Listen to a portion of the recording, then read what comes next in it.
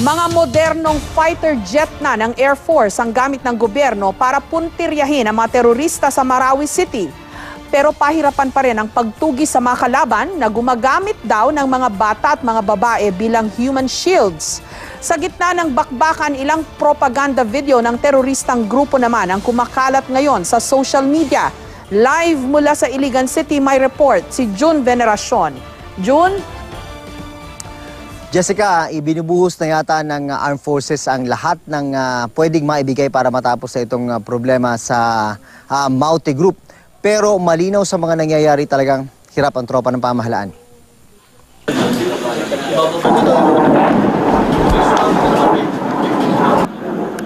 Kakaibang alingaw-ngaw ang bumalot sa ipapawid ng Marawi City ngayong araw. Mas malalakas ang pagsabog kumpara nito mga nakaraan. Ayon sa mga source ng GMA News, mga FA-50 fighter jet ang nagsagawa ng airstrike. Ito ang pinakamodernong eroplano ng Air Force na nabili ng gobyerno mula South Korea. Ginamit na rin ito dati laban sa Maute nang sakupin nila ang sentro ng Butig, Lanao del Sur. Hindi na kasing dalas dito mga nakaraang araw ang pambobomba ng militar sa Maute kanina. Ito'y matapos pumalya ang isang airstrike ng militar kahapon na ikinasawi ng 11 sundalo. May mga report din na natatanggap ang Provincial Crisis Management Committee ng Lanao del Sur na may mga sibilyang nasaktan sa airstrike at pambobomba ng militar. Patuloy nila itong bine-verify. Habang umiinit ang bakbakan ng militar at Maute Group, ilang video ang kumakalat na tila propaganda ng teroristang grupo. Sa isang video na ibinigay sa GMA News, makikita ang mga bandido habang pinaiikutan ang isang armored personnel carrier ng gobyerno. Maya-maya, pinasabugan nila ito gamit ang rocket-propelled grenade o RPG.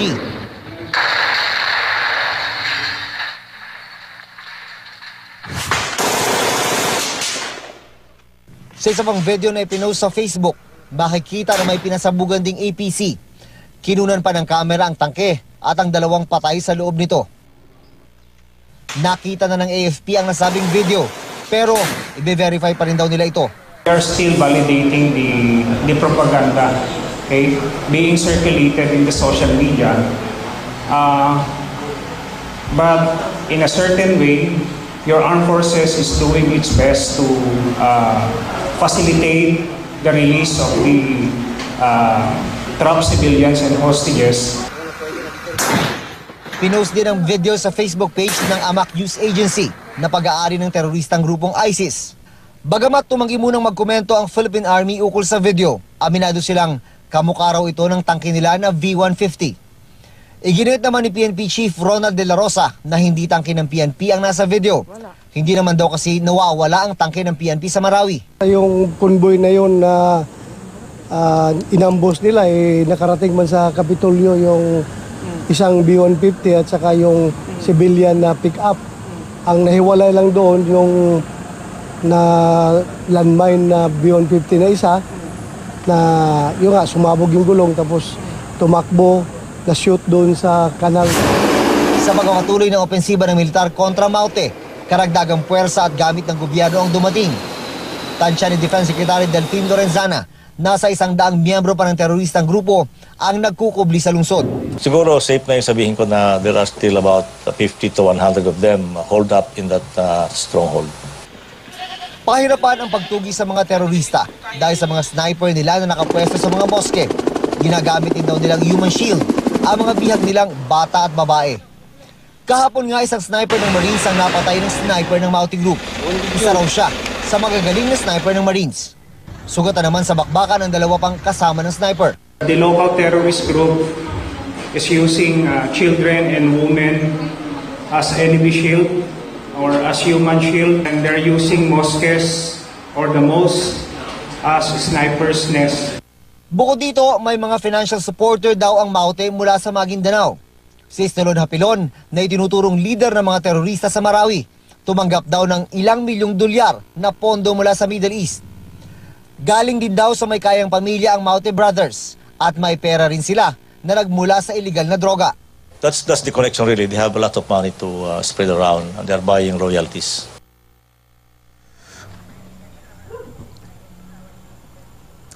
Jessica, sa ikasampung araw ng opensiba laban sa Maute Group, ito ang latest casualty count, 120 mula sa hanin ng mga terorista, 37 na mga tropa ng pamahalaan at 19 na sibilyan. Jessica. So parang more than 160 plus na, June, ang casualty count on all sides, civilian, militar at Maute, tama ba? Oo, Jessica, talagang palaki ng palaki, palobo ng palobo yung mga numero ng mga napapatay dito sa ongoing offensive laban sa Maute Group. Thankfully ay hindi dumadagdag yung bilang ng mga sibilyan, pero i-expect pa natin na magbabalo niyan dahil marami pang hindi nare-retrieve na mga katawan dahil nga sa init ng labanan doon sa mga conflict areas, Jessica. June, meron ba nagtanong sa militar na meron naman pala tayong iba pang siguro mas moderno, mas precise na mga eroplano na gagamitin sa airstrike, yung A-50, kamo ba, yung mga binili sa South Korea? Bakit hindi ginamit yun since day 1? Bakit sa day 10 ginamit? Yan na nga rin yung isa sa mga frustrations ng mga nagko-cover dito na media, Jessica, no? Yung access sa information, minsan limitado kami rito. Minsan mas nauuna pa yung nasa Metro Manila na nag-briefing kesa dun sa mga nandito sa field. Nais din nating maitanong yan. Actually, nagtatanong din kami kanina kung meron bang, mula sa official sources of course, kung talagang nagpakawala ba sila at nag-deploy ng FA-50 fighter jet. Pero from official sources, walang mag-confirm, pero meron tayong mga sources sa loob ng Armed Forces na nagsasabing FA-50 fighter jet talaga yung pinalipad kanina. At pretty obvious naman sa nakita nating video, Jessica, na fighter jet talaga yung kaninang nagsagawa ng airstrike dito sa Marawi City. Jessica. Si Secretary Lorenzana mismo ang nag-identify nung eroplano, no, na sumablay yung airstrike kahapon na ikinamatay nga ng 11 ng mga sundalo. Ang sabi niya, yung Marquette trainer jets daw, June, you've covered the defense beat for quite some time. Naalala ko rin itong mga eroplanong ito. Kung hindi ako nagkakamali, trainer jets ito ito daw yung ginamit kahapon, yun nga yung sumablay. Do you have any more information on this? Kung hindi ako nagkakamali, iyan yung nakikita namin kahapon na Jessica, na talagang panay ang sisid dito sa may area ng Marawi City. Ilang beses na nagsagawa ng airstrike yan. Pero siguro maidagdag ko lang sa diskusyon, naghahanap sila ng ano yung mga pwedeng factors, bakit posibleng nagkamali. Hindi ako eksperto sa mga ganitong klaseng usapan, pero pwede na rin siguro nating ilagay sa usapan yung factor na itong mga airstrike na ito, itong mga isinagawa nila ito, hindi naman ito unopposed, ika nga habang ginagawa nila ito, Jessica, ay talagang sinasalubong din naman yung mga eroplano ng pamahalaan ng sniper fire. At i-consider natin na, Jessica, hindi basta-basta ang mga sniper rifle ang hawak nitong mga teroristang Maute.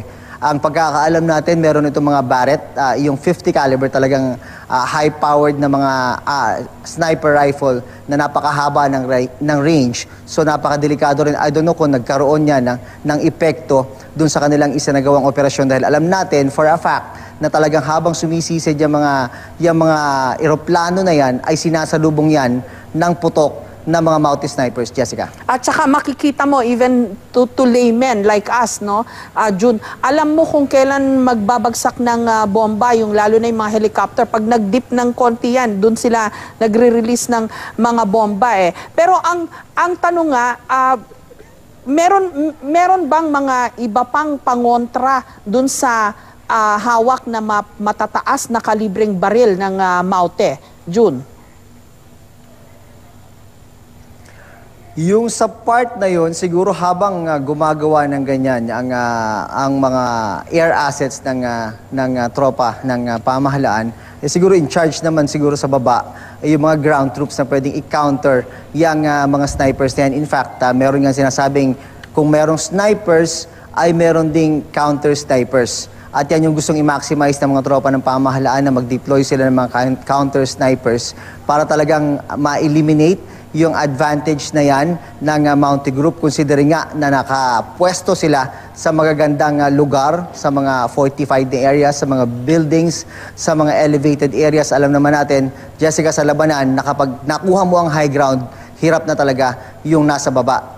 Jessica. Ang problema, I think even in other countries, no, yung katulad ng Syria, alam natin yung mga airstrike doon. Ang dami ring namamatay, tinatamaan na friendly fire, no? Yung naalala mo yung litrato ng bata na survive niya yung airstrike sa Syria na talaga namang umantig sa marami sa buong mundo. Tapos may tinamaan na ring mga ospital doon ng airstrike. I think the point is, generally, may sablay talaga ang mga airstrike. Kasi katulad ng mga ginagamit din dyan, makikita mo rin, di ba, matataas masyado yung lipad nila, pero sinasabi mo, na-explain mo rin, kasi nga, meron ding matataas na kalibre ng baril yung mga Mountain na kaya-kaya rin nilang tirahin itong mga eroplano. So in a situation like this, paano kaya? Alam mo, Jessica, doon sa point mo, isa sa mga nag-raise din ng punto na yan ay si dating Defense Secretary Gilberto Teodoro.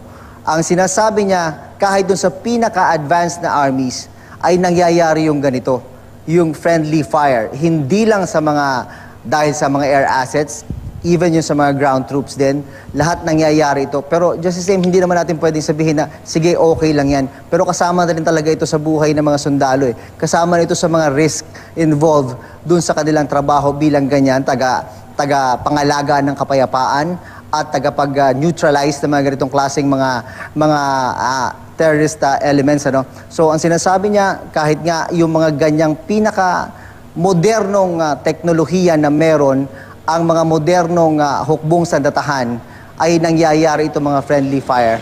Siguro, ganun din naman siguro sa atin na lalo na natin ngayon ay talaga nag-uumpisa pa lang yung ating modernization program, Jessica. Kanina sinabi ni Secretary Lorenzana sa Malacanang sa press briefing, no, na mukhang hindi magiging madali. Day 10 na ngayon, day 11 na bukas, and we have the Secretary of DND, no, na mismo nagsasabi na hindi ito madaling laban. In fact, nahirapan kami dahil naka-fortify na yung katulad ng binabanggit mo, nandun sa mga strukturang konkreto itong mga kalaban, tapos they have the vantage point. Nasa higher ground sila, sitting duck yung mga ground troops na gumagapang papunta sa kanila. Tapos may airstrike sana, kaso sumablay ngayon. So, you know, all of these things that are happening, nai-illustrate na hindi ito magiging madali pa rin. Kahit na sabi ng AFP kahapon, 90% ng Marawi kontrolado nila, 10% na lang daw. Do you get that sense, June, no, habang kayo sa ground, na are things going to be more critical from here on, or is it going to be easier? Alam mo, Jessica, since day one naman hindi mo maiiwasang magkaroon ng impression na talagang hirap yung tropa ng pamahalaan. Ano? The moment na may nagsabi na grabe ang lakas, grabe yung galing ng mga snipers ng kalaban nila, na napakaganda ang mga pwesto, talagang makikita mo dun yung picture, at saka urban setting pa, napakahirap nitong gawin. Magiging ibang-iba ito dun sa Zamboanga Siege. Ibalik ko lang, no, Jessica, alam ko, dun sa Zamboanga Siege, mga 20 plus yung mga tropa ng pamahalaan doon na nasawi sa Zamboanga Siege. Dito, sa Marawi, ay malapit na tayo sa 40. Makikita mo yung difference doon kung gaano hirap ang inabot ng mga nag-operate doon sa Zamboanga at ang mga nag-ooperate ngayon dito sa Marawi. Siguro pagkatapos ng lahat ng ito, kung sakaling matapos na ito siguro sa susunod na linggo o sa mga susunod na araw, isa rin siguro sa mahalagang tingnan, ano bang klaseng mga sniper yung kanilang pinagdideploy dito? Kung totoo ba yung mga usap-usapan ng mga residente rito, or sa mga residente ng Marawi rather, Jessica, na merong mga foreign snipers na nakadeploy dyan sa area ng Marawi, at ang usap-usapan nga ay ang mga yan daw ay well-trained at nanggaling sa kaguluhan sa Syria at napunta rito. Siguro pagkatapos ng lahat ng ito, pag na-neutralize na yung mga sinasabing snipers na yan, mahalagang mailatag din kung anong klaseng kalibre ng pagiging snipers ang mga yan na talagang nagpahirap ng husto sa mga tropa ng pamahalaan, Jessica. Kamusta ang moral ng mga sundalo? June, in the light of itong 11 na nasawi in one single day, no, sa kanilang hanay? Siguro, Jessica, napakabigat ito para sa kanila. No? Bagamat tanggap nila yung panganib ng kanilang trabaho, yung panganib na every time na papasok sila sa isang operasyon, panganib na mapatay sila ng kalaban. Pero syempre, lalo na siguro sa mga pamilya, no? Sa mga sundalo rin na nandito, na iba yung panganib din at pag ang dumali sa iyo ay mismong bala ng pamahalaan, eroplano ng pamahalaan, malaking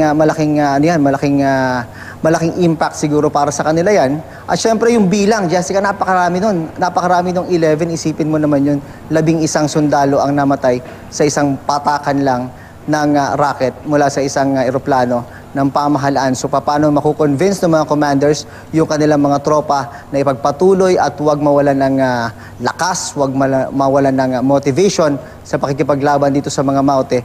Yun ang isa siguro sa mga challenges ngayon sa mga ground commanders na nandito, Jessica. Paano nila pukpukin yung kanilang mga tauhan na talagang ituloy at talagang pagtagumpayan itong misyon na nakaatang sa kanila, Jessica.